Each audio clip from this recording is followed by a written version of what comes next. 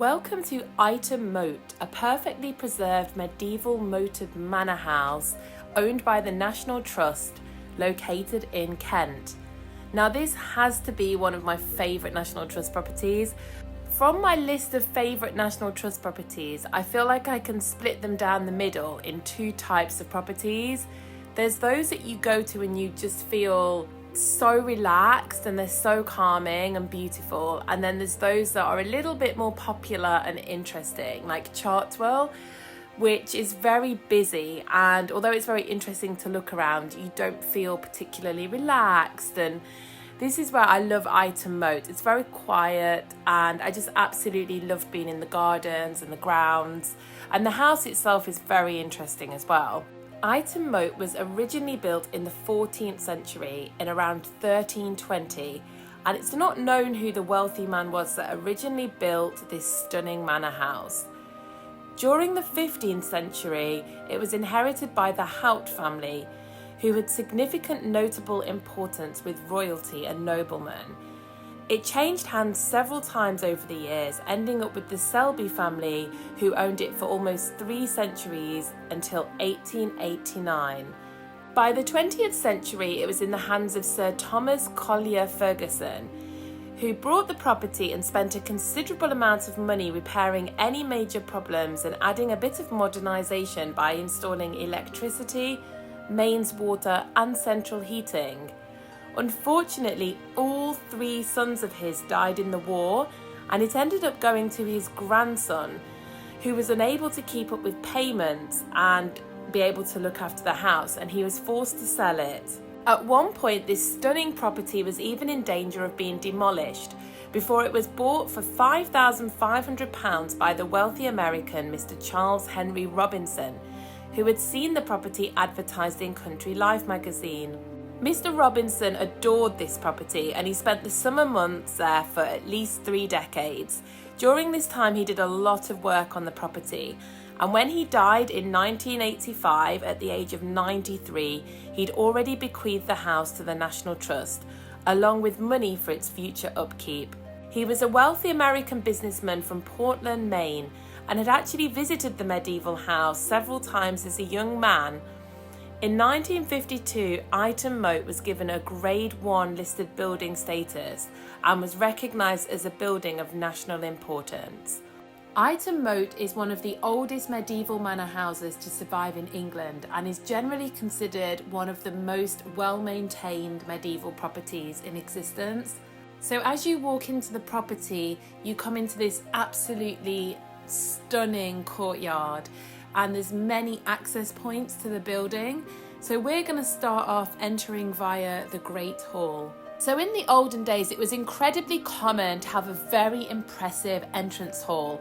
It was this room where guests would gather and where you had the chance to really impress them and set the tone for the rest of the house. The Great Hall was the most important room in a Tudor manor, and it was considered to be the heart of the home. The size and scale of the Great Hall was a clear indicator of the wealth of the owner, so owners would go all out to make this room as impressive as they could. The one-time owner of this property, Richard Clement, was an owner with connections, having worked with the court of Henry VIII, and he wanted to show this at every opportunity. He even enlarged the scale and decoration of this stained glass window to show his allegiance to the courts of both King Henry VII and VIII. Guests were always received in the Great Hall, and it would have made an impressive statement. It was here where the ceremonial centre of daily life happened. They would have feasts and celebrations. Business deals were also negotiated here, along with popular entertainment such as plays, music and dancing. You'll also see in this room there's portraits of previous owners around the sides. So here on the ground floor we can see the quarters of the domestic staff, and this is a 19th century housekeeper's room, which isn't too bad in my opinion. Then as we walk upstairs, we get to the chapel. So there's actually 2 chapels in this property. Unfortunately, the old original chapel was closed when I visited, so I can only show you the new one. But the old chapel was actually deemed not fit for purpose because it was too small apparently, even though this is one house, and so this one was built instead. There's actually a memorial cross on the wall in this chapel, which was a posthumous Victoria Cross awarded to Sir Thomas Collier Ferguson's third son, who sadly lost his life in the war. The new chapel was built in around 1520 and it had a barrel roof with decorative paintings between the panels. They actually put a mirror out so you can try and look at the ceiling, although it's still somewhat hard to show in this picture. But it's probably best that Henry VIII never visited here because there's quite a lot of references to Catherine of Aragon. It had Catherine of Aragon's pomegranate emblem combined with Henry's Tudor rose. So now we're in the drawing room, which has quite a few interesting features. Obviously the star of the show is this incredible fireplace. So this was actually ordered from a Dutch catalogue, and when it arrived it didn't fit. So they had to raise the ceiling and the roof to be higher to fit in this stunning central piece of the room. Another standout in this room is the hand-painted Chinese wallpaper from 1720. There are bits that are crumbling away, as you can see, but it still looks absolutely gorgeous. So whilst we take a wander around some of the other rooms in the house, it's time for a ghost story. So, Ightham Mote is thought to be haunted by a ghost called Dorothy Shelby. There have been reports of her ghost wandering around the property. So her story goes all the way back to Guy Fawkes, when she sent a letter to her cousin Lord Monteagle telling him to keep away on the day of the plot. Supporters of Guy Fawkes locked her in a room and bricked up the door and left her there to die. Ever since then, there's been reports of a strange coldness in that area of the house, and during the 1800s, that strange coldness was investigated and the workmen found the sealed cavity surrounding the skeleton of the tortured lady. Her bones were removed, but it's said that her spirit refuses to leave.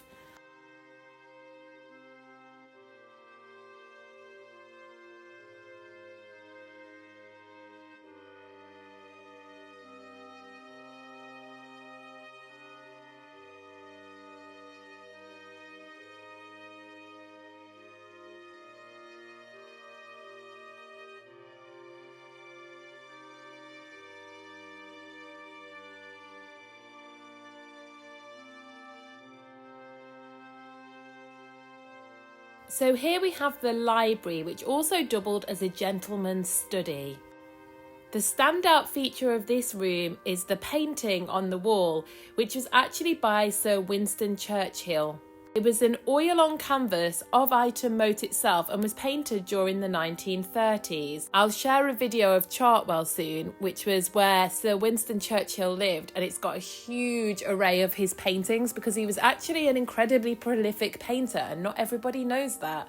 So there's a really interesting story around that particular Churchill painting. So not only is it of Ightham Mote, but Sir James, who had inherited this house but just couldn't afford the death duties and the costs, and had to sell the property to rich American businessman Henry Robertson, actually saw this painting come up at auction and he bid against Roald Dahl to win it, and then he gave it to Henry Robertson to put up in the property.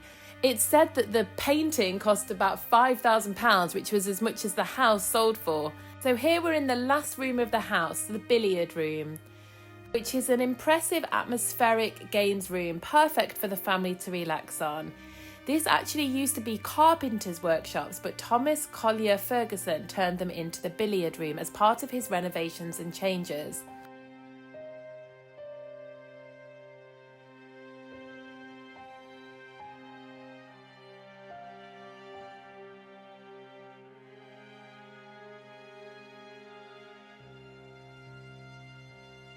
So here we come out into the formal gardens. I loved the gardens here. There was such a sense of peace and tranquility. I could have stayed in them all day, and I definitely will go back just to enjoy the gardens. So you can see the additional house here, and that actually used to be almost connected. There was two extra wings that ran down towards the castle, but unfortunately they were burnt away in a fire. So when I visited, summer was here but drawing to a close, but there is actually lots to do here in autumn, and it does contain flowers that are specifically designed to bloom in the autumn months. So one of my favourite parts of this garden was this absolutely stunning plant I've never seen before with its long red tails. So this is actually a medieval plant and it's called Love Lies Bleeding.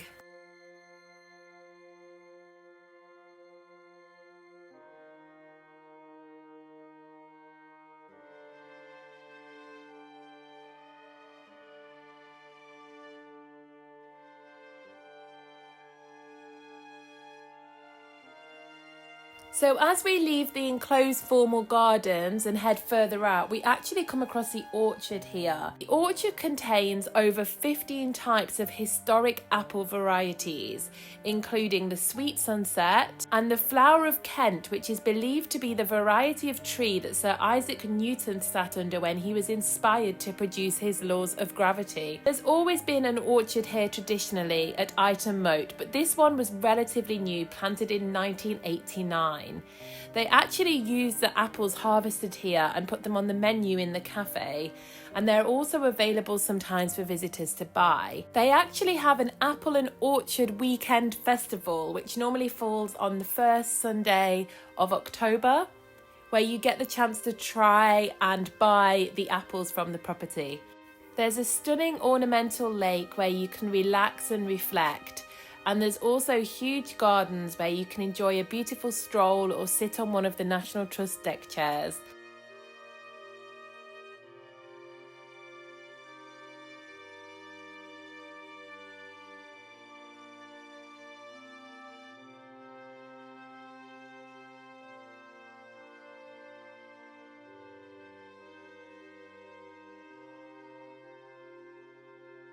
They also have some of my favourite plants. If you've watched any of my other videos, you'll know that I've got quite a thing for the gunneras that keep showing up. This is one of the largest plants to exist in the UK, and the leaves can reach 3 metres across.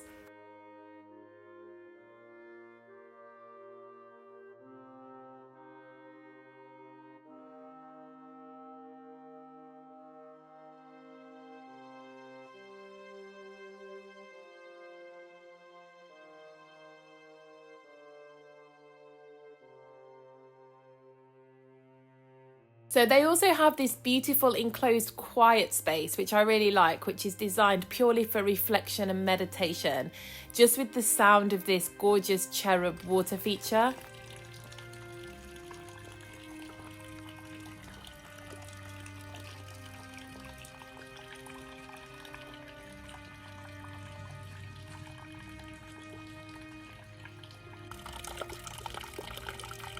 I'm going to leave you with some beautiful views of Ightham Mote.